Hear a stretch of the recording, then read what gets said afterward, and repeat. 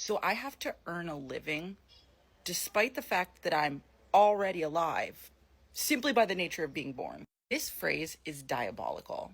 And it is actually that deep because platitudes sneak into our vernacular and quickly become very, very deeply embedded belief systems. Let's take the phrase, everyone has to earn a living, and the morality associated with that.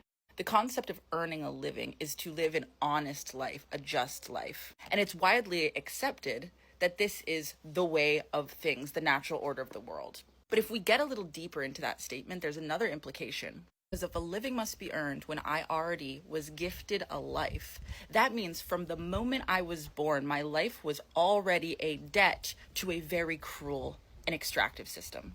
A system that doesn't really incentivize any of us to stick around. And if we want any hope outside of obligatory survival, because the other options are all illegal, we have to earn our living. We have to earn our life. And what is a life, right? Let's think about it philosophically.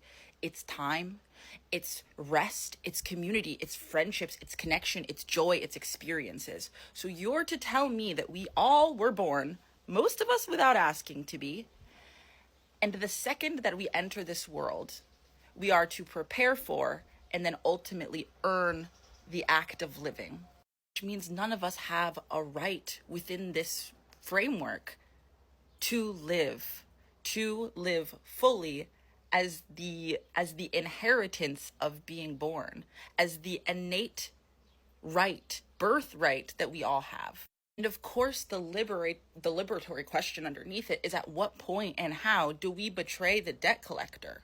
Do you believe that every life has an inherent value or that life itself is a coincidence? There's some questions to ask, right? What constitutes a life unearned? Why do we feel so much shame about not earning our living? Why are we so separate from an abundant future in which a life fully lived, fully felt, fully experienced is something that everyone is worthy of without cost? It also asks the question, if we owe our lives because we have to earn back our living, our right to live in some way, from whom or from what do we need to reclaim our aliveness and our lives from? What systems and structures benefit from us taking the concept of earning our living and integrating it into our being without question? Who stands to benefit the most from the idea that our lives are not our own, that our very life force does not belong to us?